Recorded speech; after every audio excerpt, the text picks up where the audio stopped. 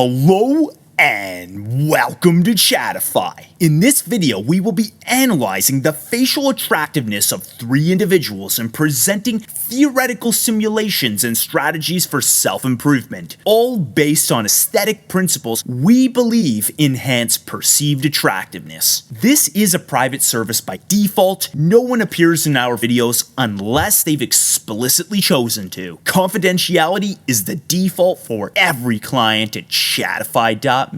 And if you want to read a quick disclaimer, here it is. We will be employing a mathematical rating criteria that we developed which goes over 100 facial attributes to analyze extensively the complicated multi-dimensional matrix of facial attractiveness. So here is face number one, guys. He's 28 years old, 205 pounds at 6 foot. Here's a front view photo of his face, side view, and a smiling shot. And I think that smile just lights up the room. It's so unique. It's such a memorable smile. Face number one, due to his facial morphology, is a relatively good example of the congolid phenotype. The reason phenotypes are useful is that they can help us tailor looksmaxxing strategies which take into consideration the ethnicity of an individual instead of putting them into a cookie cutter or textbook approach which is not optimal for their individual heritage and genetics. So best features in order of importance, face number one. First of all, diastemas aside, his smile radiates appeal. Look at the gaps. Sure, they're there. They're technically flaws, but he has a beautiful smile. It lights his face up, and there's no denying that his facial harmony while smiling, especially his eyes, the way they squint, is very attractive. Secondly, he has excellent forward growth, both in the maxillary and mandible regions. The maxilla of his face is growing out further, contouring forward in relation to his eyes, despite them being slightly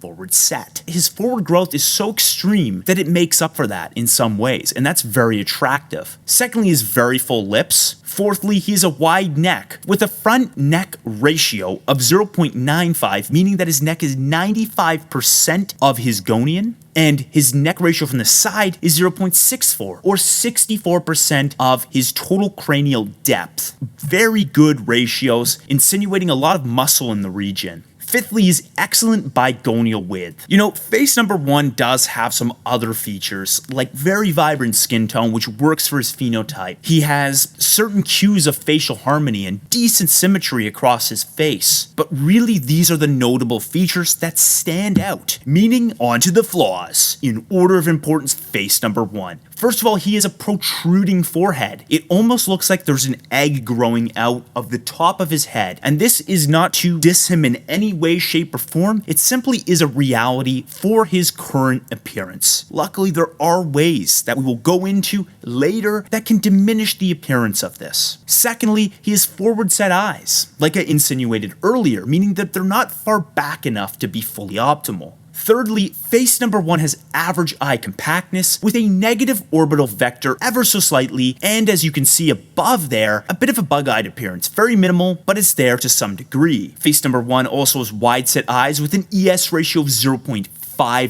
Technically, the congolid phenotype and different African ethnicities can get away with wider set eyes, sometimes into that 0.5 area. But once you start creeping up to 0.51 and beyond, it becomes a bit too wide set. Not a huge flaw, but somewhat apparent. Face number one also has some acne and blemishes. It's very notable in the front view. Actually, even in the side view, you can see from all angles there are some marks. I don't know if there's that much scarring though, which is a nice silver lining. Additionally, face number one has some hyoid fat and sag. You can see it here. You can see a little bit here. It's just not tight enough. And he is a bigger guy, so this is to be expected at higher body weights. So everybody, let's guess face number one's rating given this information. Got a pretty boy blend masculinity scale here. Boom. Peaking from the more masculine zone at a 6 out of 10. Keep in mind his blend score is a 5.875. He's not truly in the 6 out of 10 level of attractiveness category without some rounding. This is alright though. face number 1 is already above average in terms of facial attractiveness. So Looksmaxxing advice, face number 1 simply needs to start off his Looksmaxxing journey by getting a bit leaner. He has excellent width in literally most, if not all, of his measurements. If he can just shave off a little bit of fat, especially in the facial regions, and tuck in that hyoid area, make it more of a right angle, make it more shredded, he's going to be more attractive. Moving on, I do think that he could actually darken his eyebrows and eyelashes a little bit more. His eyebrows aren't bad at all. They're very symmetrical even, but they need a little bit more hair. As I can see in this region here, we're just missing a bit. One way to do this would be using rapid brow. I use castor oil as well, but for some people that have poor eyebrow genetics, castor oil isn't going to save them. Combining castor oil with rapid brow is a good idea. Worst case scenario, you can get an eyebrow hair transplant, but he has already so much hair there that I would advise against that. Moving on, we've tackled his hyoid and his leanness, his eyebrows and eyelashes, his hairline. When you have an egg-shaped head, when there's an egg coming out of your forehead, a lot of the time dropping the hairline, which is a little bit high as well, can make the forehead look far less bulbous and more refined, as well as adding some volume to the hair, which is totally ideal. Getting a hairline lowering because his hair density looks good, rather than a transplant, though either or option can work in this case. My second to last suggestion, face number 1 could be using some tretinoin cream to get rid of some of the scarring and replenish his skin. Additionally, having a skincare routine is optimal. He looks like he has slightly oilier skin, so hydration may not be as much of an issue. Ultimately, we just need to address the acne and the sebum production. Through diet, we can do this to some degree, but sometimes it's quite genetic. Finally, for face number 1, in theory, he can straighten up his teeth. But guess what? I think this is purely optional. Not the whitening part though. Definitely get them whitened because you can see the eye teeth have a bit of yellowing. However, just getting them straightened up, that's an optional thing because I think if he does everything else, face number 1 is going to look so incredibly good anyways. It might be his signature look that he wants to pull off. So time to Chattify face number 1. Let's get into it. With infinite budget comes literally infinite possibilities. Let's take him up to the A+ level of attractiveness using these Looksmaxxing techniques. Holy crap, what a handsome guy. Honestly, his dimorphism shifting, you can see how he's actually bringing out the pretty areas even more, creating a slightly more balanced curve, despite still peaking from the more masculine zone. Here's a zoomed in shatification, the hairline lowering, we're getting those eyebrows a little thicker as I said, and getting that bigonial width out there as well. The gold chain completely brings out his absolutely glowing skin and goes really well against his red shirt. So you're gonna see here quickly that I whitened his teeth in both variants, but I left the diastemas or the gaps in one variant and then I filled them in another. Both look very attractive depending on what he's going for. We're excited to announce the launch of the newly updated Chattify.me. We focus on providing people with the ultimate experience tailored to individual physical self-improvement needs. The essential package here includes a full facial analysis. We've expanded from analyzing just over 50 facial attributes to now covering more than 99. The level of detail in our reports has effectively doubled to closer reflect the true complexity of the human face. Additionally, you'll now find dedicated pages explaining dimorphic analysis and phenotypic analysis, offering clear insights instead of brief summaries. Moving on, we have the advanced package, which includes everything in the essential package with the addition of a personalized Looksmaxxing strategy. This includes a tailored improvement plan to your needs, facial subcategory suggestions, whether it's the jaw, mid-face, or the eyes, and guidance on both natural and professional methods, as well as a breakdown on high impact versus low impact tactics. What is the highest ROI? The ultimate package offers everything in the advanced package plus our signature chatification experience. This includes one chatified edit with the option to purchase more, a before and after chatification morph, and a before and after dimorphism graph animation. This is our most in-depth and valuable package, boasting the most reviews, and is ideal for anyone looking to fully commit to their transformation journey. It includes everything. Additionally, we now include a dedicated progress-focused page because we believe that this isn't a one-time service, it is an investment to your long-term transformation. If you've had an analysis done before, it's always helpful to see where you stand now and how far you've come. Every package also includes a free 9-page portrait guide, helping you take flattering, high-quality photos for your analysis, as taking photos is ever more important in such a digitalized society. This has been one of our most requested editions, and it's finally here for everyone. Many clients have shared that while they value this entire analysis, they prefer to not receive a numerical rating. That feedback has been heard, and the face rating portion of this is now completely optional. When placing your order, simply choose whether to include it or not, and the report will remain just as detailed in every other aspect. Be sure to check out our mission page. It features engaging, interactive tools that showcase our research. One highlight, in my opinion, is the spinning globe, which illustrates the primary migratory paths humans took as they spread across the planet during prehistory. Don't forget to give it a spin. Face number 2, guys, he's 39 years old, 176 pounds at 5'4.5". He's a bit on the shorter end. Slightly angled view, another angled view, slightly moving across his face, and then a smiling shot. So face number 2 is a blend of the Indid and Indo-Melanid phenotypes of the beautiful Indian subcontinent. There's so much diversity there, there's so much genetic mixing and all sorts of fascinating things in India. We have to simulate a beautiful morph here, as you just saw, between these two phenotypes to determine where exactly along this genetic spectrum or cline face number 2 sits from a morphological perspective. This is the phenotype mix estimation that I came up with. Obviously, this is not even close to an exact science and is more of an art than anything, but it does piggyback off of the visual appearance of the Chads of these regions, meaning that if face number 2 wants to look his best, kind of striving for this phenotype mix estimation going forward will provide him with immense value. So best features in order of importance, face number 2, let's dive into this. He's an ideal gonial angle of 124.1 degrees, a very good, excellent ground mandible angle of 17.7 degrees, and a 16.4 degree ramus inclination angle. We like to use the Frankfurt plane here to project and kind of calculate these ratios to our best accuracy. This is very good. It might even be on the squarer end of optimal, but I think it really suits him and gives him a tremendous potential going forward. Additionally, he has a forward grown mandible. Technically, if it were fully optimized, it would come out to this point. It's a little bit shy of that, but let's take into consideration that he has a square face. Let's take into consideration that he has excellent chin projection.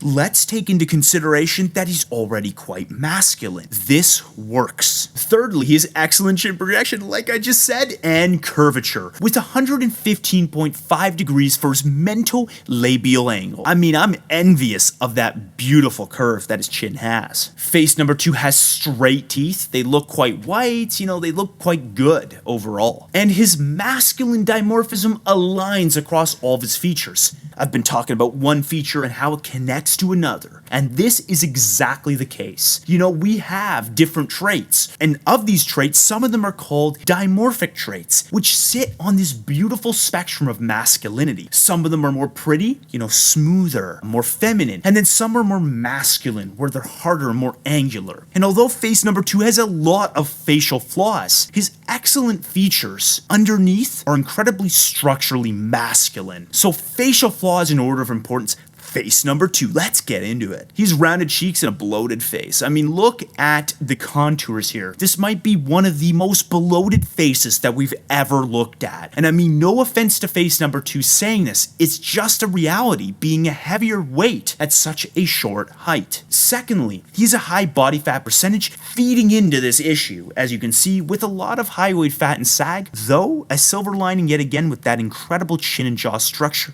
really tugging on it, making it look better than it actually would in a structurally weaker person. He has a long philtrum and a very short chin. So his philtrum is a little bit on the longer side, no doubt, but his chin is extremely short, with a 1.9 chin length relative to 1 philtrum length. He's eye bags, which are common for those phenotypes to some degree, and a bulbous nasal tip. I mean, it is just too big, it's oversized. Potentially some weight loss may shrink the nose to a degree, but it's hard to say. Ideally, it'd be a little bit more refined. And he does have round eye proportions of 2.2 width to 1 height, and of course, some signs of aging, though they're not that much of an issue just yet. Finally, face number 2 has unideal facial hair. It's not really a handlebar mustache. I don't really know what type of mustache this really is. It might be some new type that he's inventing here, but in his case, I do think either shaving it all off or getting just a stubble or slight beard will be far more attractive. So let's guess face number 2's rating, guys. We're gonna get right into our pretty boy blend dimorphic masculinity scale here. Boom. 4 out of 10, peaking from the more masculine zone at about a 5 out of 10. Currently, face number 2 is quite below average. So let's get into some Looksmaxxing advice for him. First of all, grooming. When done right, this can have a tremendous impact. Why would I bring this up first? Well, without doing a single thing. No fat loss, no weight loss, like literally nothing, just chilling. He could grow a bit of a beard, he could get rid of that mustache, balance it out, get maybe stubble. Doing this could extend the appearance of his jaw without losing any fat, and his cheeks would look less puffy. Boom.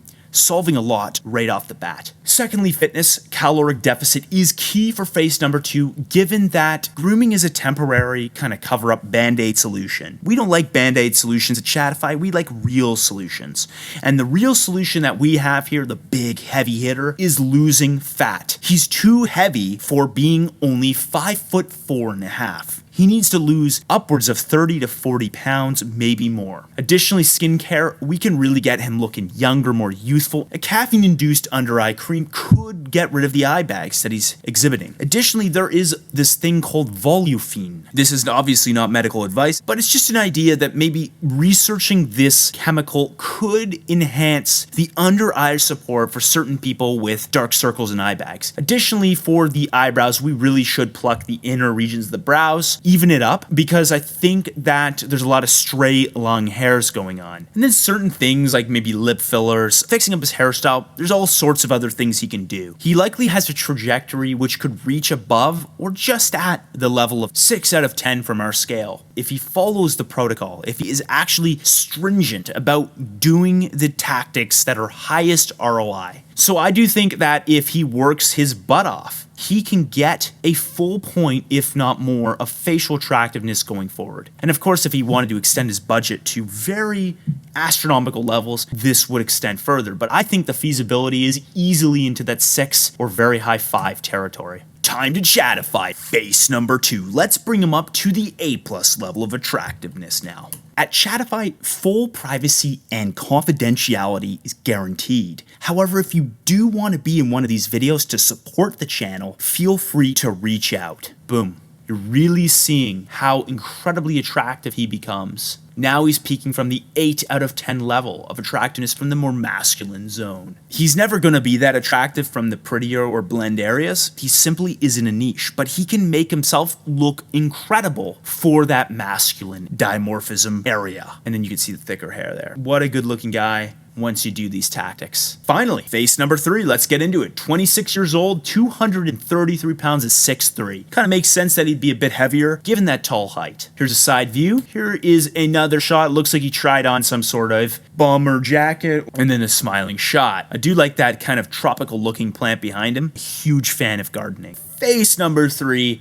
is undoubtedly closest to the Nordic phenotype, which occupies a lot of Scandinavia and northwestern Europe. Kind of that notorious Viking or Dane look. And he kind of does have it with the hair, doesn't he? So, best features in order of importance, face number 3, let's get into it. Piercing blue eyes. I mean, they look so incredibly blue. This is a great thing to have when you have lighter skin, when you have lighter hair. It really pops, it really brings that color in. Face number 3 is a compact mid-face of 1:1. Absolutely excellent. And sometimes a Nordic phenotype tends to have a bit of a longer mid-face, so this is just absolutely excellent. Face number 3 is excellent hair color, tons of highlights, and he's a very lengthy ramus. Incredibly masculine jaw. Like this size here is incredibly high. And finally, face number 3 is a structured brow ridge. It protrudes out. His nasion seats back inside quite a bit. In fact, his higher brow ridge placement, his eyebrows aren't incredibly low set, and as a result to this, it's kind of manipulating his nasofrontal angle to be unreliable. 141 degrees is slightly flat, but that's because we have to measure it from here. If we measure it from here, it's kind of inaccurate as well, because it protrudes out more from up here, so it's a tricky situation where sometimes looking at the contour, sometimes looking at the big picture, not just the angles. At Chattify, we look at everything. Then we can actually get a perfect representation of what's going on. On to the flaws. Face number 3. Asymmetric upper eyelid exposure. His right eye has a lot more upper eyelid exposure than his left, and his left is more downturned than his right. Now, asymmetric eyebrow height. His left eyebrow is actually higher up and a bit thicker. I don't mean in terms of hair density, I mean actually the height. The highest portion of height to the lowest portion of height, that distance is much more than the right eyebrow, so a bit asymmetric. Moving on, he has a slightly asymmetric jowl appearance. You can see that his mandible on the left side here is a bit more curved, likely storing more fat, and it almost looks like it's swollen, but I don't think it's swollen, I think this is an asymmetry. Additionally, face number 3 has an incredibly long lower third, which is so incredibly masculine at 40%.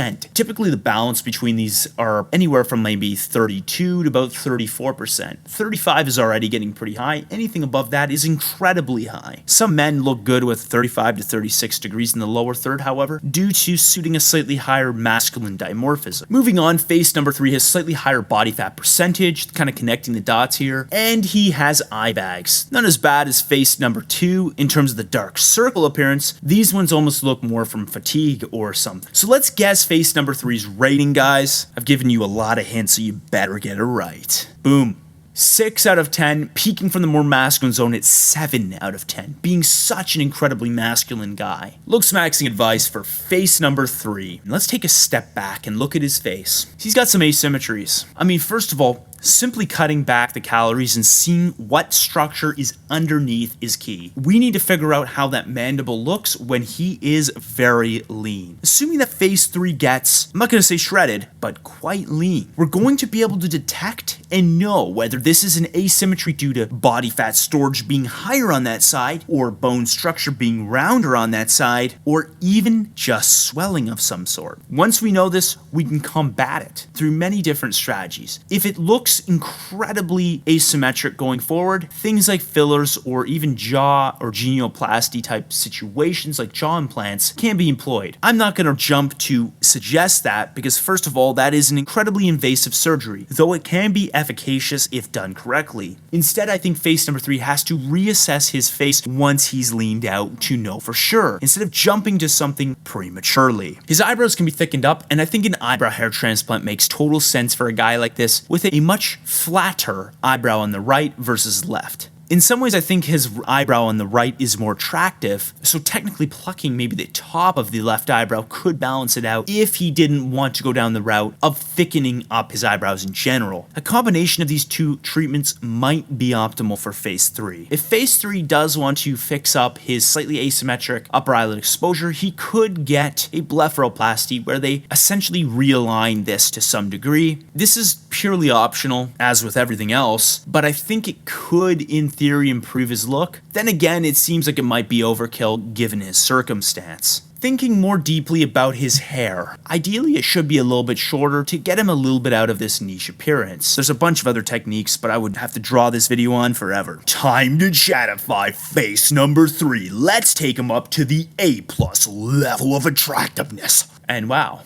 He kind of looks beautiful. Huge improvements in the prettier dimorphism areas. Very minimal in the more masculine zones though. He already had the masculinity anyways. The eyebrows being even darkened, maybe even dyed slightly. Holy crap, they look amazing. I got rid of the stubble completely. I went for more clean shaven appearance because he has such a big chin. He has such a big lower third. I don't see any reason to draw more attention to it. And I thickened up his lips. Honestly, the chin is always going to look kind of big. Maybe even in some ways having a beard can cover it. So it's a bit of a trade-off. Do you want to be clean shaven and be a little bit prettier than you normally would? Or do you want to have the beard and look more masculine? But honestly, all across the board, we improved his attractiveness using these incredible Looksmaxxing suggestions. You can really see how different starting points of attractiveness, and despite these incredibly different starting points, all three of our faces are looking incredibly attractive. That's our goal at Chattify, to help everybody improve. Do you guys ever feel like you just gotta go soften up the jaw a little bit? Anyways, maybe it's all that mewing I'm doing. Thank you all for watching, and I'll talk to you guys next time.